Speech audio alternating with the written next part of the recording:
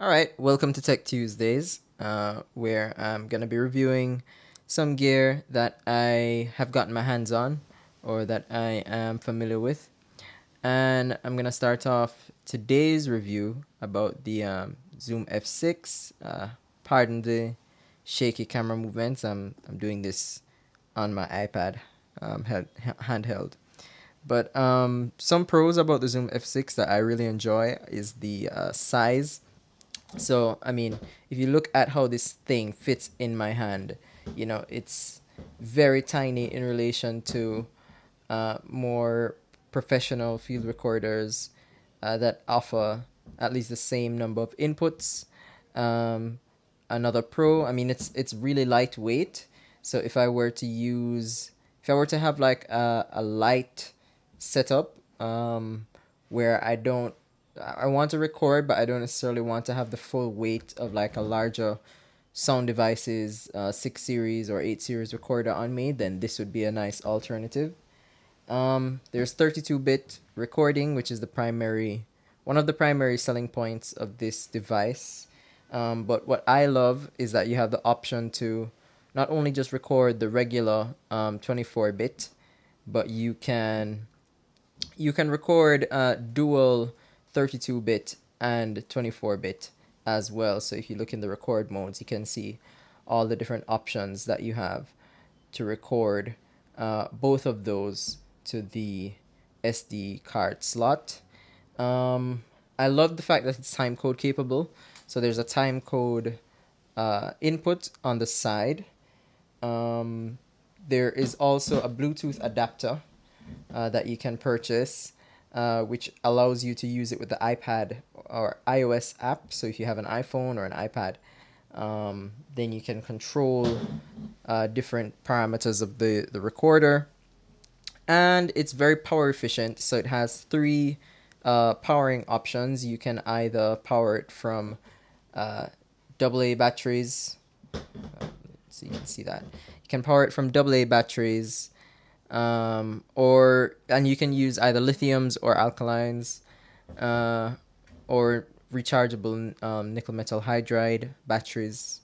You can also power it via USB-C at the side here, or you can add on an NPF camera battery at the back here. Yeah.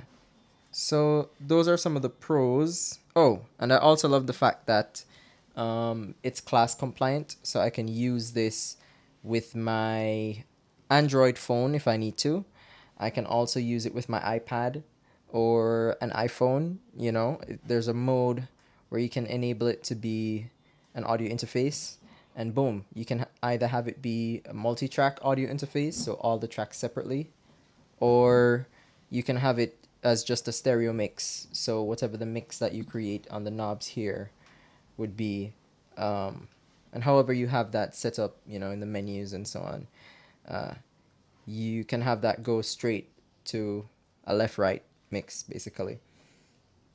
And the sound quality is great, which is why we look for a recorder like this. Some of the cons are that it's kind of finicky to operate. So, as you can see, not many controls or dials. A lot of the keyboard shortcuts are you kind of have to do this thing where, you're trying to maneuver it with your hands. Yeah, so that's not great, especially when you're out in the field and sweat is running down your face. It's hard to jump into what you need to jump into. Like, for instance, it's not very easy to adjust the gain of a mic. This right here is just a fader, so it's controlling the level to the left right mix, right?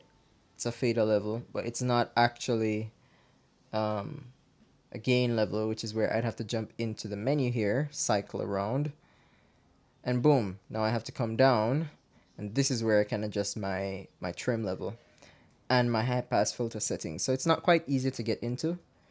Another con is that it only has one SD card slot, where I'd prefer if it had two, but again, there's only so much you can pack into something like this.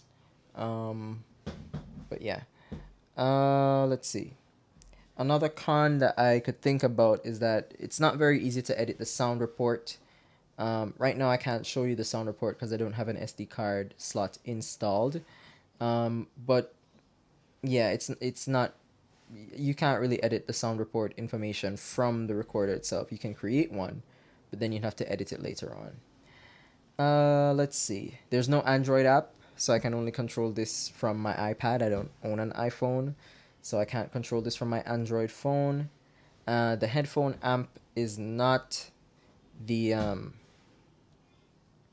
sorry about that. The headphone amp is not the juiciest, meaning if you have really high impedance headphones, then they won't drive them pretty well. But you can solve that by just using a lower impedance set of headphones. And I have a pair just for field recording that I use that I'm gonna talk about in another video.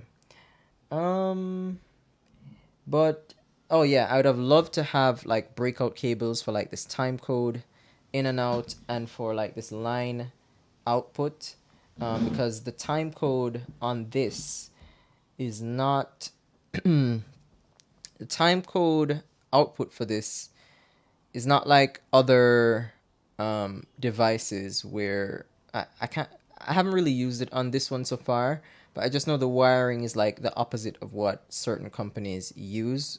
So just providing like a breakout cable so that it would be easier to know which side is the input and which side is the output would be, it would streamline the use of this device. But overall, it's a solid product. It's my first prosumer field recorder. And I enjoy using it, for all the reasons that I stated earlier in the video. So, yeah, that's my take on the Zoom F6.